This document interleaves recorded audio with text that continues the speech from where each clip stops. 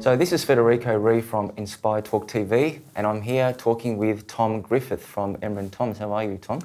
I'm well, thank you for having us today. It's an absolute pleasure. So we do have one of the two of you. Emma obviously is not present in today's chat, but I'm sure that you can reveal a lot of the success behind your company. So I guess my first question, Tom, is fundamentally what inspired you to go into the juicing industry? Both Emma and I have been friends for a long time. We talked about doing our own thing, not necessarily together, but we both wanted to have a sort of a shot at doing something. I'd been working in the UK I've been doing a lot of work for a drinks conglomerate called Pernod Ricard, and then I just went also and did a UK startup. So I left London with sort of drinks brands on my mind and doing a startup. And I was skiing in North America and drinking these great green smoothies every morning, going up in the gondola to the high Alpine. And I sort of thought that was the aha moment. Like, these are fantastic, they're all natural, they're good for you, they're not available in Australia. This could be our chance. Great. Now, I know that you do have a background in the banking, finance, accounting industry, and that's also inclusive of Emma's background. So I guess looking at your success, did you envisage going back, the 12, 15 years ago that you would have had, the success that you currently have in the marketplace? No, I mean, we were fairly humble when we launched, and we never really thought we'd end up being a full range, drink and snack business with 45 vans servicing, 3,000 customers a week, plus the grocery chains. Yeah. But obviously things evolve. We have an up or out type mentality to the business, so it's got to be growing and growing strongly. And we've, I suppose, been hungry for growth the entire time. Great. Now, just for the record, I do know that Emma & Tom started in 2004. Your philosophy is to look after yourself, or perhaps that's your brand slogan, I guess. Your range includes fruit smoothies, life bars, seeds and nuts, refreshing quenches, sparkling fruit juice and so forth. So there's quite a lot of product there that you've developed over the years. You're also dealing with Coles and Costco, or have been in it from the past. And obviously there's a lot of success behind your journey and your story. So I guess in creating that world-ranking brand, I'd like to sort of pick your brain in terms of that formula to success. So perhaps the first question is, what is the challenge to starting a business in the juicing sector? I mean, it's crowded, as you know. It's not a blue ocean. We've survived because we believe it's a far superior product. Our consumers regard it as being real, so we're not some pseudo brand from a big multinational. They know that we're real. They see our van presence on the road. We're in great cafes and delis and supermarkets. So people identify with that. And particularly the millennials, who are really obviously inquisitive, and they want to know what's behind the brand. And our view is that we believe people are happier when they're healthier. And if you eat well, you stay well. So we try to help people look after themselves. Sure. That's the background. Look, obviously, most people out there would support the ethos of good health and well-being, but surely there are sceptics out there, there are competitors, there are rivals that say, our product is better and so forth. So how have you, I guess, managed to find your position in the marketplace, given that it's very saturated? Our main risk is what we call the risk of real, because everything we've got is real. There's no preservatives or anything artificial, so we've got to muck around with real ingredients and make sure that they can be delivered in a great tasting and healthy way. So our main maxim's always been to have a range of products that are all natural, have no added sugar and are minimally processed. And basically, if we adhere to that, we're doing what our consumers want. Yeah. So I guess touching upon that subject again of challenge, thinking back to the past from the very beginning, what would you say were the top 2 or 3 key challenges that you faced with regards to kickstarting this business? We took a year to get it set up.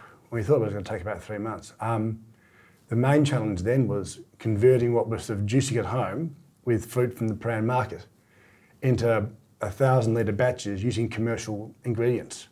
So obviously you can get mango, but what's the best mango? Do you get Australian or do you get imported? Obviously we could have Australian. Do you get it frozen or do you get it packed aseptically? So it's been processed once already. So we've sort of had to evolve our ingredients, and obviously we now still, in fact, use the same mango from the same supplier in far north Queensland that we did on day one. And that means our mango drinks are actually quite expensive because mango is a dear ingredient. But we insist on maintaining the integrity of the product, and we continue to use the best we can get. Great. So product sourcing obviously was an initial challenge or priority. Yeah, my word, absolutely. Yeah. As was, I mean, who makes bottles? That's right. We had no idea. I mean, Yeah. we were brand new. And we went out to a bottle manufacturer and they totally backed us. And they designed a square bottle that we wanted because we wanted a square one, which no one was doing in those days. Because in North America, square meant sort of premium. They didn't charge us for the moulds or anything else. They just factored it in and they backed us on basically a spreadsheet that we showed them. And of course, then you're looking for a bottling plant. Well, people who make bottles send the bottles to bottling plants. So you ask them and say, well, where do we find a bottling plant? And it's like, so, as Emma would say, pulling on a piece of string. Absolutely. You've got to unravel things. Even yesterday, the fellow who owns our label business, or runs it, who I actually met at a cocktail party in 2003, was back in our office talking to us yesterday. So we've had these long-term sort of relationships now with the suppliers and, importantly, with the fruit suppliers. Because, for example, right now there's an orange shortage, and we've got some very, very long established orange supplier relationships. And that means we'll continue to have adequate supply where others may not. Sure, sure. So when you think about financial management or cash flow and also people, I know traditionally in any startup business that can typically be a challenge. So in your case, how was that managed or perhaps dealt with in the best way? We've got an outstanding team, and that's a reflection on the business and on them. Not so much Emma and myself, it's a team effort. That's how we always view it. There's no sort of upstairs, downstairs, no business. We've grown organically, obviously. Most people in our business today have had to make their own job because it wasn't there before they joined because of the growth. A role opens up and we fill it, and that person's then got to basically learn to do that job. And of course, Emma and I are there to help, but we don't sort of micromanage. And today we have a really strong team, and they're incredibly professional. And it's a bit of it's like a big family, and it sort of makes sense in a way because Emma's two major employers before this business were Cargill and Uncle Ben's, Mars, that obviously, as you would probably know, are two of the world's largest family-owned businesses. Sure, sure. So I'm hearing that there is certainly some kind of entrepreneurial culture in your business. How do you sort of, pass that culture or foster your staff to sort of believe and feel in your vision and making sure that they do also support your vision going forward? I think they realise, they understand that we're always open to ideas and to innovation. So if they have an idea, they're happy and not so shy to put it forward, and if they need to champion it. Sure. Even this morning I got an email about some concepts from one of our team members about sort of some marketing issues, and that was purely off her own back. Absolutely. Look, I know as an entrepreneur myself that you've got to have passion in whatever you do. And certainly there's a lot of passion in you, and that's been evident from day one. And I can certainly say that of Emma too. But in terms of triggering that passion amongst your staff, what would be your best advice? I mean, as you know, it's all about attitude, and you can't really induce that. It's just there. And most of our team, or in fact all of our team, really act like it's their own business. They really own it. So taking ownership. Yeah, and really, look, it's quite hard, particularly the jobs out on the road, and really half the people who enter that role, it doesn't work out. If they say it's not for me, or we say it's not for you. Yeah. Because it requires it to be driven. You've got to go and see 30 customers a day. You can't sort of drift off towards Bondi Beach, Yeah. And how important is vision in all that? We have a lot of planning. We would have probably almost quarterly planning meetings because our growth's quite fast. So if you don't plan quarterly, things overtake you. Sure. So moving on to, I guess, social media, also technology. I guess the average person would say that there's not much technology that will go into juice making, or perhaps social media is a bit overrated. What's your insight to that? We're obviously an old economy business, but we harness an awful lot of new technology, and technology that either wasn't available 10 years ago, or if it was far too expensive. So obviously we have everything we're doing is in the cloud. We have mobile invoicing, which speaks to our ERP system in the office, which is in the cloud. All the vehicles have a GPS tracker in them, so we can basically work on logistics and run optimisation. We manage our stock with quite a complex program. So we use a lot of technology which allows us to behave for a very reasonable amount of money like a large established multinational. Sure. So day-to-day technology certainly is being utilised. And what about social media in terms of how it's used and embraced? Because often it's overrated. It's one of those things that people get lost in. A lot of effort and resources goes into developing your brand presence online. But what's your experience so far with developing your presence on social media? We didn't really have a big swing at that until about 2 years ago because we're busy launching products and getting new customers. Now that we're in about 5,000 outlets in Australia, you would probably walk past one of my products every couple of days. So therefore, I want you to realise that you should be buying it. It's good for you. And I want you to feel good about doing it. Or I'm a good dad, I buy it for my children. That sort of emotion. So I think for that purpose, it's well worthwhile. If you're not doing it, your competitors certainly are. And it's free. That's right. And we've seen how powerful it can be if it's used properly. We have a foundation called the Unite Project, and the fellow who runs it with us from the Cotton On Group actually died 2 years ago running. He had a heart attack. He was brought back to life, long story, and he survived. And he did an email to try and find his 10 saviours. I think it would bounce around Torquay. And it was shared 166,000 times. Shared. So this guy's now been on sort of the BBC, in the Times in London, on the project. He's just got whoosh. I guess my question also relates to competition and the market and how saturated it is. And there is no question that the juice market is very, very saturated. But even within the beverage industry, it's probably even more saturated. So in terms of dealing with other rivals, such as Nudie and Top Juice and even Coca-Cola, what is your general awareness or concern about those companies that could potentially infiltrate the marketplace that you're in? I mean, we've always seen really our main competitor has been our own ability to execute. It's a huge market. We're a relatively small player. We're growing fast.